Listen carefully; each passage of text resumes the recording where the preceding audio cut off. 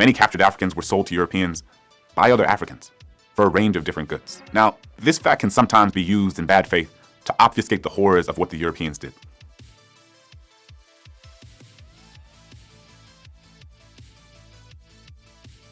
Yes. Yes, it can. Yes, it absolutely can. And here we are.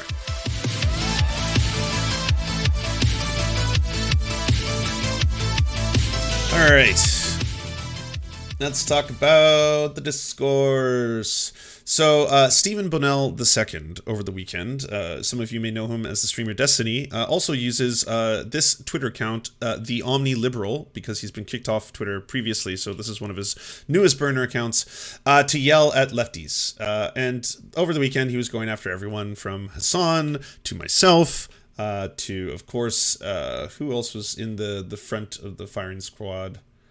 I think Big Joel. Yeah, Big Joel got it too. Thought Slime, Vadim, 39 Daff, basically everyone. And you know what's funny? I found out about this because I had a pop-up from Lauren Southern in my mentions. I was like, Lauren Southern, she normally stays like super far away from me. I was like, I bet I got quote tweeted by Destiny, and sure enough, I had been quote tweeted by Destiny. That's why Lauren Southern was popping up in there. I have some thoughts on that as well that we can talk about in a couple seconds. But anyways, this drama stems from Hassan. Got one of Hassan's mods got banned for using the C slur. And I'm going to say it out loud now. So, content warning, cover your ears if you're not comfortable hearing a slur, but I'm about to say a slur out loud. The word is cker. The word was cker. Now, I am half white, so I do not know if that gives me enough permission to say the word. I don't know if I'm allowed to use it. I don't know if I'm allowed to reclaim it as well. I don't know if that's a part of the process. I don't know if I can reclaim the word. I did use the hard R just then, but I will be using a soft A. Some people in chat earlier gave me the pass. They gave the part of me that is not white the pass. I'm also obscenely white passing. I'm like as creamy as mayonnaise gets. So I don't know if you are certain white passing if you have cracker privilege. I don't know if that's been given to me. I don't know how much of that I've been given. I guess, yeah, it depends on the context. Definitely depends on the context.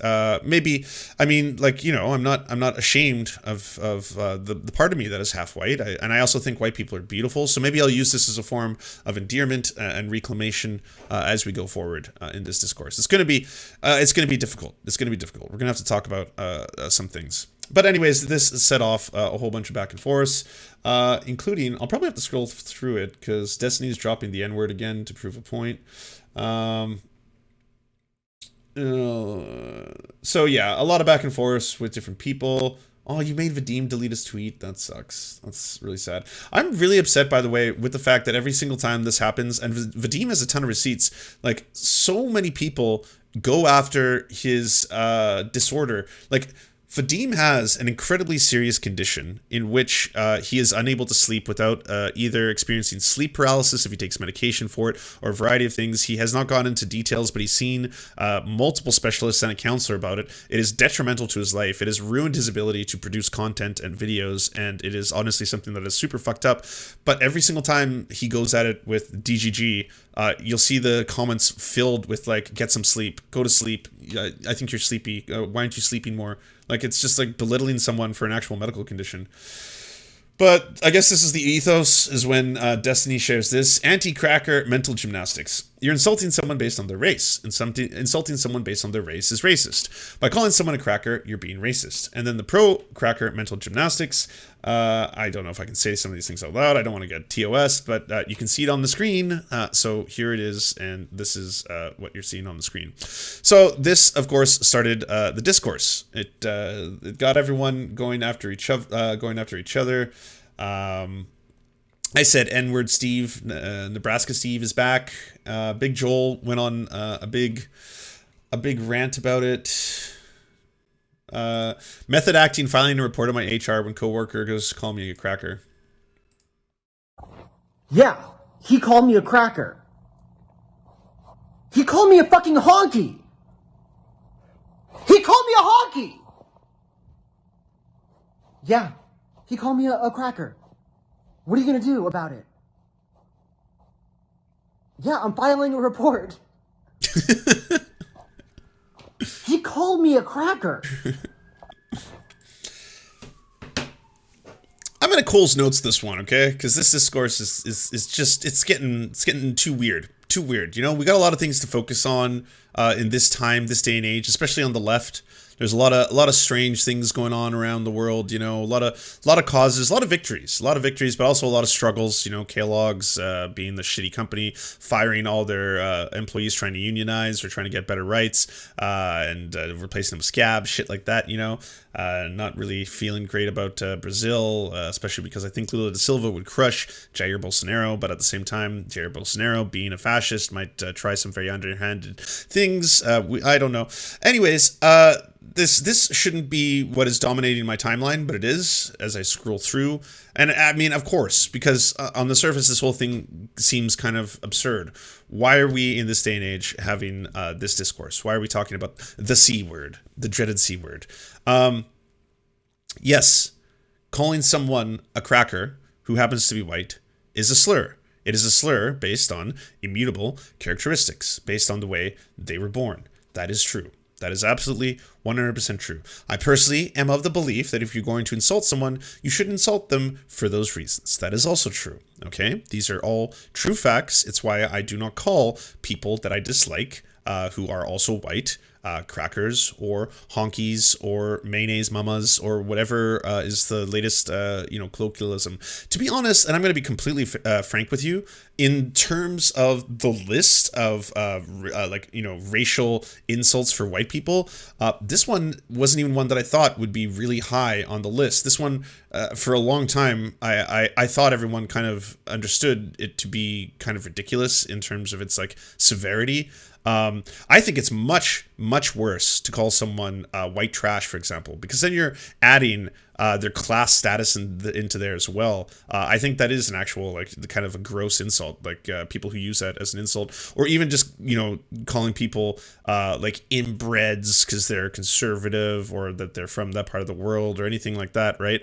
But anyways, all of it is lazy. It is a lazy way to insult someone. It really is. Okay, now, if we want to live in a world in which it's no longer permissible to say cracker, we're going to get rid of that, or live in a world like everyone here is advocating for, where white people are once again socially acceptable to use the N-word. Well, I mean, if that's the world you truly want to achieve, then you should be working to abolish all forms of our current hierarchies that are set up that stratify people based on race. If anything, it sounds to me like you're on the same team or you want to fight for the same things. If you think that these things are ridiculous, if you think that there is no difference in gravity between the insults and it really pisses you off that you can't say the N-word, well then maybe you should start joining the fight trying to erase a lot of the problems that we have in modern society and the way that this all stacks up upon one another.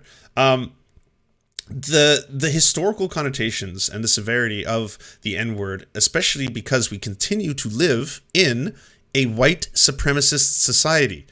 That is the biggest thing that I think everyone has to take a step back and realize. Yes, cracker is an insult based on race. Yes, it's a shitty thing to call someone. I would advise don't do it. It's just lazy, personally.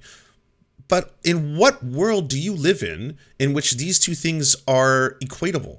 On any level, we still live in a society where the median wealth between a white family and a black family happens to be 10 times. Like a white family will have 10 times more median wealth, accrued wealth, after you get rid of all deductibles, than a black family will have. We still live in a society where disproportionately there is an aggressive amount of black people who are imprisoned, and in many times it's because the judicial system is completely stacked against them. It's much harder for black families to get loans. It's much harder for black families to get jobs. This is all part of the fact that we still live in a white supremacist society. And I'm not saying white supremacist as in the literal definition where it's like we believe in the superiority of the Aryan race and all of the races are going to be subjugated. No, I'm saying it in the sociological way, in that there are different groups of that enforce power upon one another, and there are certain people that will have privilege based on the way that their skin looks, based on the amount of fucking melanin in their skin.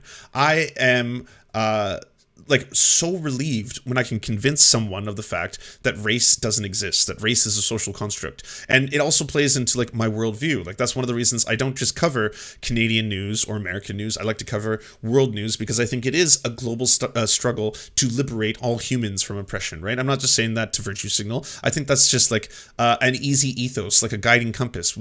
Once we make the conditions better for all human beings on the planet, I think that we'll have a better outcome, and even selfishly, for myself. I think it's better to live in a world in which people are not being exploited and oppressed, etc. The richest human beings on the planet overwhelmingly are white. The richest Americans are overwhelmingly white. The richest CEOs are overwhelmingly in America white. The politicians of America are overwhelmingly white. So the people who actually control what you may consider power, overwhelmingly white. The amount of generals in the army, overwhelmingly white. And like a lot of this has to do, yes, with the foundations of the country and the fact that the majority population of America is white, of course. But this all plays into these structures of power that denote white supremacy. So I'm trying to explain to you why there is much more gravity for a white person saying the N-word to a black person than there is for a black person saying the C-word to a white person.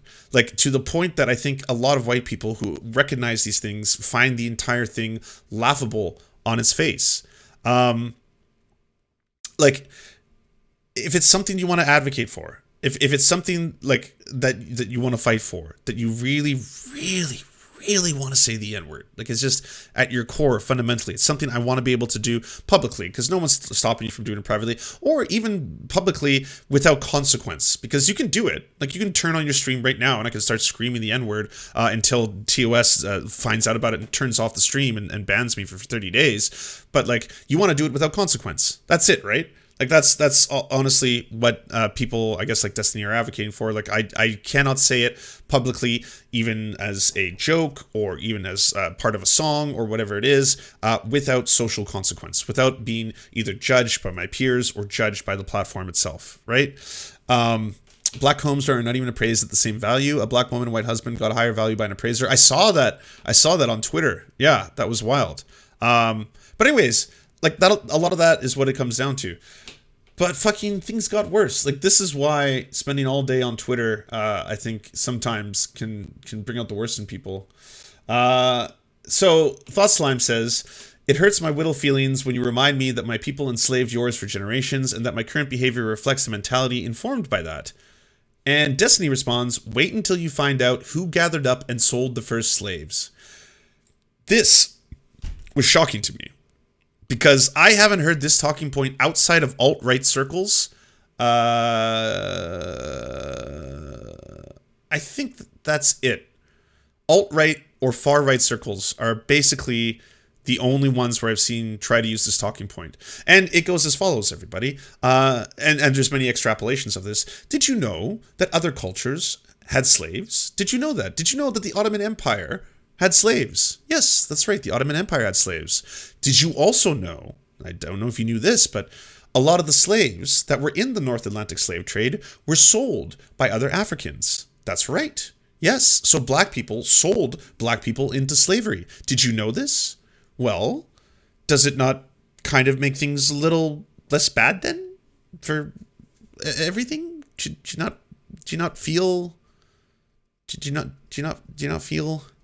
Didn't he used to rail against these kind of responses? Yes, he did. This is the thing that's like when this happened, it was driving me up the wall, because I was like, what the ever loving fuck? This is like a JonTron talking point. You know, this is something JonTron either said or would have said at some point in that debate. I think he maybe did. I don't know, but holy fuck! Like, have we come this far? Indistinguishable from fascists, quite literally a frequency fascists saying exactly this to argue U.S. slavery wasn't uniquely bad, and there's some shared responsibility for it. So, being that the omniliberal is, by definition, a proud liberal, I figured now would be a good time to take a lesson from Crash Course. Crash Course, of course, is, if you're not aware, run by the Vlogbrothers, two of the good libs, in my opinion. I think Crash Course, in theory, is a beautiful, beautiful idea. I like what they've pulled off. It's not perfect. It's very Eurocentric. It's very liberal in its discussion of history. And it's even though they acknowledge that they are going to be forever tarnished making this in America by American exceptionalism and everything therein, and it doesn't take an anti-imperialist stance whatsoever, they're still trying to give knowledge for free. So a lot of their courses on philosophy, which I've gone through and I enjoyed for someone who wasn't in philosophy in university, right? A lot of their courses on chemistry, which also, not being a scientist, not understanding the first thing, I have found infinitely good. I think it's a great thing. I like the theory behind Crash Course, if not the execution. But anyways, I'm just going to quickly play this up into the point where it gets to the exact argument that we're talking about. I know, Squid, I retweeted that. I mean, I'll put it on the screen now, but it's fucking hilarious. Look who got involved. Bunch of fucking crackers on the timeline today. Hey, I'm famous. The Serfs retweeted.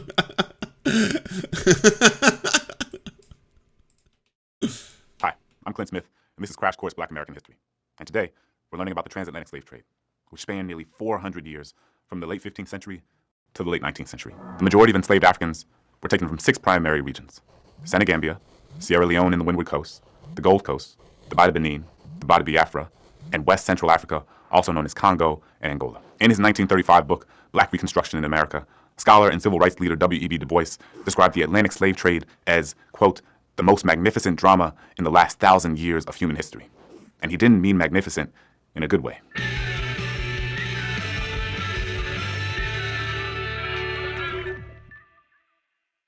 I want to note up top that this episode will address some challenging topics, including sexual violence and images of extreme violence.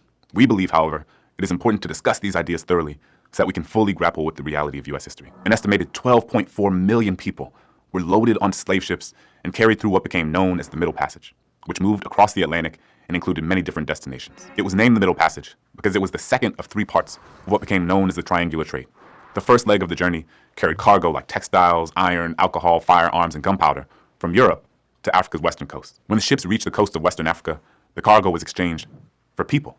From there, ships loaded with human beings made their way to the Americas, where the enslaved Africans were sold in exchange for goods like sugar and tobacco before the ships made their way back to Europe. It's estimated that over the course of the Middle Passage, 2 million African captives died, their bodies often tossed overboard. What some people might not know about the slave trade is that the vast majority of people did not actually go to the United States. In fact, far from it. Only about 5% of captured Africans were brought directly to what would eventually become the U.S.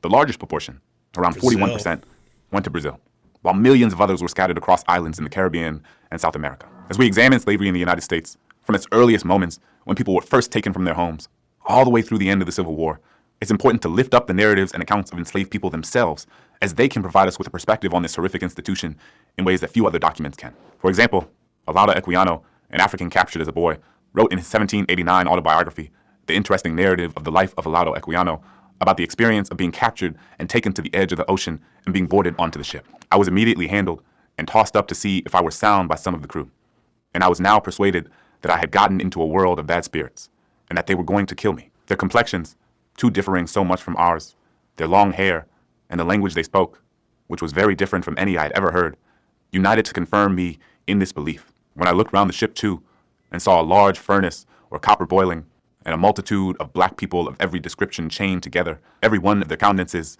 expressing dejection and sorrow, I no longer doubted of my fate, and, quite overpowered with horror and anguish, I fell motionless on the deck and fainted. Captured Africans didn't really have an understanding of what lay ahead for them. Enslaved Africans weren't coming back to Africa from the Americas and warning people about what happened.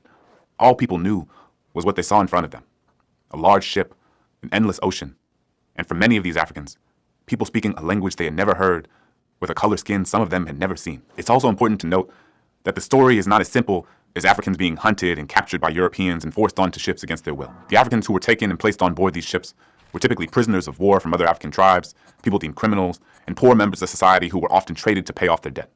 Which is to say, many captured Africans were sold to Europeans by other Africans for a range of different goods. Now, this fact can sometimes be used in bad faith to obfuscate the horrors of what the Europeans did.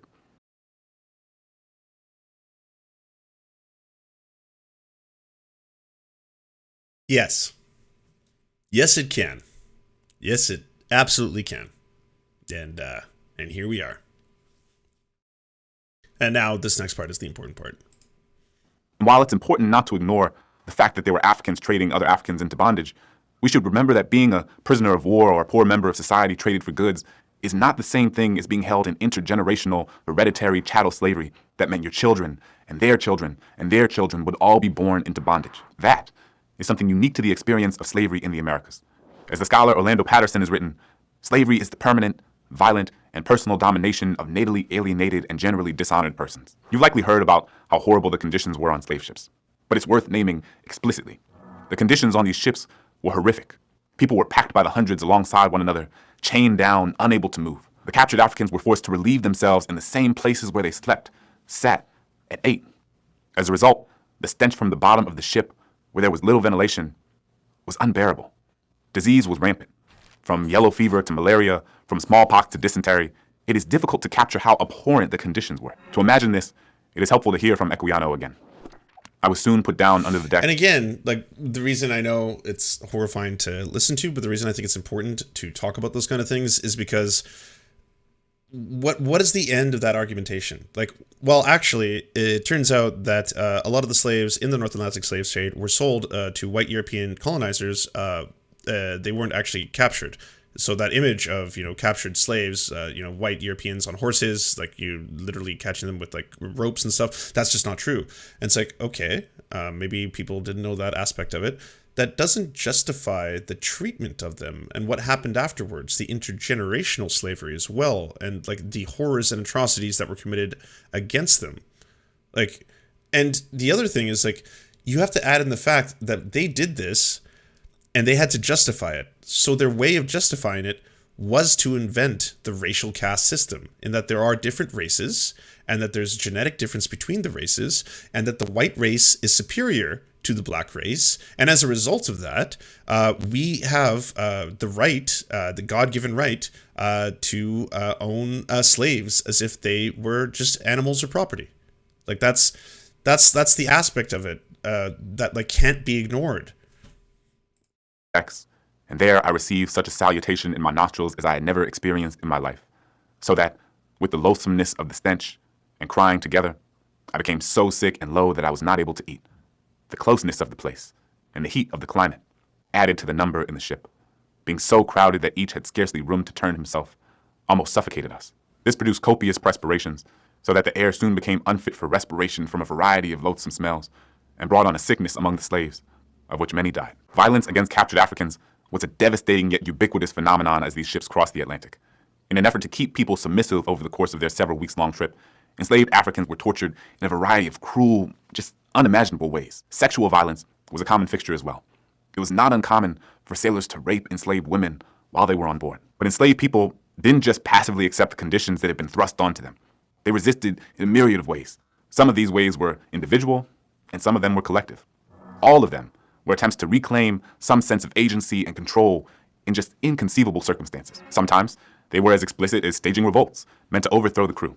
And sometimes they included individual acts of resistance, like refusing to eat or jumping overboard. Now, the idea of trying to take one's own life might seem like a strange sort of resistance to some. But what you have to consider is that these captured Africans represented money, like real money, to those who were holding them in chains on these ships. So someone attempting to take their own life represented the ability to determine the outcome of your life for yourself. Right? That is so fucking sad that, like, as a final act of defiance, because I am property and I'm value to you, I'm going to kill myself because I know that's going to hurt you a little bit, and I'll be free from the torture and bondage that's about to be wrought upon me. Anyways, so to summarize, this discourse is ridiculous. I don't think that we should be spending any more time on it. I think everyone pretty much knows. Don't resort to using racially based insults or slurs. Doesn't matter if it's cracker, doesn't matter if it's gusano. Again, because it's lazy, it's insulting. You're attacking people for their mutable characteristics. Now that that's out of the way, TM. We can get to the very real and salient point that there's an enormous difference, both historically and in the current paradigm of our society, between a white person calling a black person the N-word and a black person calling a white person cracker. Like they are not equatable, and to suddenly like turn this all into some strange C-word crusade where it's like, well, yeah, if I don't get to say the N-word, then why should people be able to say the C-word, or why should people be able to do this or that? Like it's absurd. I thought we were done with this. Didn't we go through this entire process with Guzano? And I said the exact same thing back then. I was like, yes, it is, it is an insult. It is a slur. It is a racial slur in that it is referencing people who fled specifically, and it calls them a worm for that.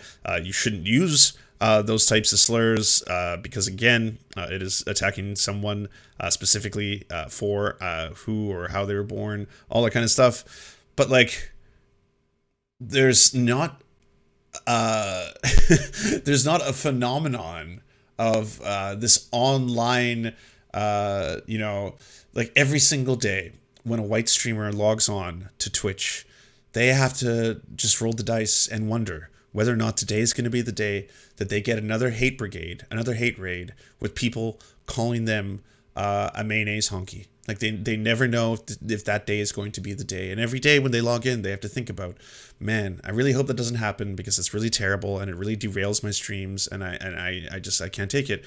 Whereas that is a daily problem for a lot of other streamers who happen to be either multiracial or who happen to be black or are trans. Like that is their every single day lives when they log in. I'm not saying that like people don't get hate raids or hate brigades, and if they do, sure, I'll condemn them like I would any other one. But these problems aren't comparable. Like there is such a problem with the hate raids on Twitch that it became an actual movement. Like people boycotted Twitch and made a whole bunch of headlines. Twitch is doing a whole bunch of things to try and address that problem with creating like accounts that create bots and instantaneously, like stuff like that. Like it is 100% a very real problem for people every single day. So I don't think that these are equatable problems, Lance, have you gone into the origins of these anti-white people words? No, I haven't. Into the history of cracker as a pejorative. Cracker, sometimes white cracker or cracka, is a racial epithet directed towards white people, used especially with regard to poor rural whites in southern United States. It is sometimes used in neutral contexts in reference to a native of Florida or Georgia, like a Georgia cracker or Florida cracker. Yeah, like I said, I can't pull it up because Hayes Vadim got, I think, like a 3 or 4 day ban. But Hayes Vadim put on screen the fact that both Bill Clinton and Barack Obama have used the term, and they refer to an entire voting demographic as like the cracker vote, saying like we have to be sure that we appeal to the cracker vote in this region and this area. 1783 pejorative term, crackers specified men who descended from convicts that were transported from Great Britain to Virginia at different times and inherent so much profligacy from their ancestors that they mostly abandoned. They were mostly the abandoned set of men on earth. Benjamin Franklin, in his memoirs, referred to the race of renegades and crackers, especially wild and savage as the Indians, who inhabit the deserted woods and mountains. Like, one of the biggest reasons I don't like people using slurs, specifically slurs related to white people, is they often are targeting poor white people. Like, that's why I genuinely think calling someone like white trash is a really fucking gross thing to do, because you're specifically saying, well, these are like the poor whites, the lesser than whites, these are the whites that are not as important as other ones. I'm not on the, like, I need to, I'm not standing up for people who want to insult other people using the term cracker or any other racial term. I'm pretty universal in this. I don't think you should use these terms to insult other people. There's many other ways you can insult someone. I just think it's utterly absurd if we're trying to equate white people being called cracker in the modern day versus black people being called the N-word. Like, there's or the phenomenon that happens therein, or the racial animus that is happening as well. Corn cracker was used for poor farmers. Cracker has also been used as a proud jocular self-description in the past. Huge influx of residents from the north would use it. Oh no, Georgia Peaches is going to get canceled. In The Origin of the Species, Charles Darwin quotes Professor Wyman as saying, "One of the crackers, aka Virginia squatters, added, we select a black member of a litter of pigs for raising, as they alone have a good chance of living." Not sure what's happening there. Randy Newman has a song about crackers. "I'm a cracker, you're one too, gonna take good care of you." I can't play that song because, again, I'll get a TOS violation. Oh, here it is. In 2008, former President Bill Clinton used the term cracker on Larry King Live to describe white voters he was attempting to win over for Barack Obama. You know, they think that because of who I am and where my political base has traditionally been, they want me to go to sort of hustle up that Lawton Childs uses the cracker vote there. There it is. There's the quote. It wasn't a pejorative until 1964 by black people. Use the term cracker in reference to white people in a pejorative context. In one passage, he remarks, "It's time for you and me to stop sitting in this country, letting some cracker senators, northern crackers and southern crackers, sit there in Washington, D.C. and come to a conclusion in their mind that you and I are supposed to have civil rights. There's no white man going to tell me anything about my rights." That's interesting. We're learning things. I've never heard of cracker used seriously. Yeah, well, it's not like... I don't think it's like an actual phenomenon that like we need to worry ourselves over. But it is popping up all over live stream fails now. It's so weird. Like live stream fails is supposed to have like a no Twitter policy, but like I noticed they were like talking about these tweets. She witnessed Hassan rated us. Aww, what's up? Racist. We finished each other's sentences here. It's a good podcast.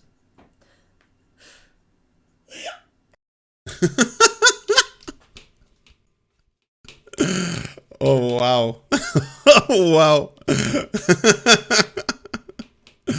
Biden has a shortfall as well. Biden is a fucking horrible piece of shit. Turns out, by the way, everybody, total side note, that Gulf of Mexico, you know how the White House was saying, well, they sold more contracts for oil drilling in the Gulf of Mexico because they had to fulfill contracts. Turns out it was all a lie. Huge lie. Massive lie. Yeah. Turns out they were just doing it because they wanted it. Big business. That's all there was to it. Hey, but I will agree. You lying dog-faced pony soldier is pretty good. I think I have that on the board. Let's clap for that, you stupid bastard. Oh, no, not that one. You're a lying dog-faced pony soldier. There it is. Great. And Alice after quite a few comments angry at the word, but then dropping the R word in the same sentence. Yeah, like, here's the thing. Like, don't insult people based on immutable characteristics. Just don't do that. And we do that so casually with the R slur. We do that very casually with the F slur, although that one is a little bit more policed in modern society. But like, yeah, don't do that. I think it's a pretty simple rule. And also, learn about white supremacy, learn about the history of the subjugation of black people, learn about why there's certainly a difference in the use of these terms and slurs and their connotation and their history, you know? This will come down to who can deliver the lower propensity and mid propensity voters.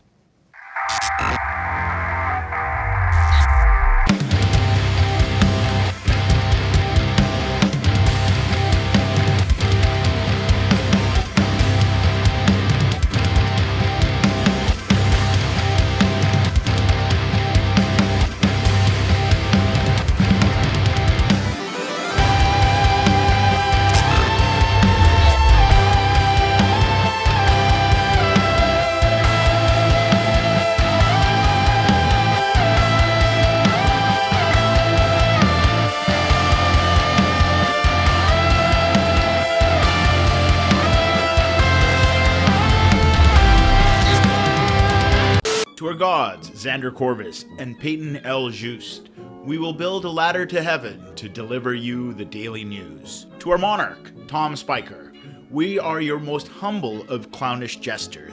To our lords, Trevor R. and Alexander Thaler, you have our undying fealty. To our knights of the round table, Nate, that one guy, Hagbird Celine, Matthew Scarborough, Stellar Vision, Ariana McCarthy, Daniel Sutton, Ants Are Still Running the World, Coulter Smith, Tom Groh, Val 9000, Jenna Tal, Quiet 185, Anna Loves Riley, Riley and Anna, Omni, Poodlehawk.